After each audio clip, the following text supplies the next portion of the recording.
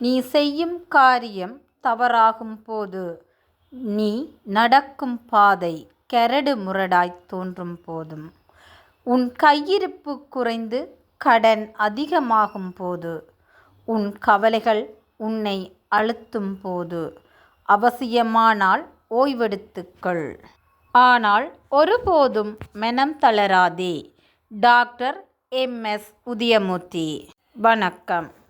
24 பங்குனி மாதம் 2026 புலம்பெயர் தேசத்தில் வாழ்ந்தாலும் எம்மண்ணையும் மக்களையும் தம் மனதோடு வைத்து மட்டு நகரில் வாழும் மழலைகளின் துயர் துடைத்த வள்ளல்கள் திரு ஜேசுரட்னம் மனோகரன், திருமதி மனோகரன் ஜேன் இவர்களால் இப்பணிகளுக்காக 100 சுவிஸ் பிராங்குகள் அன்பளிப்பாக வழங்கப்பட்டுள்ளது.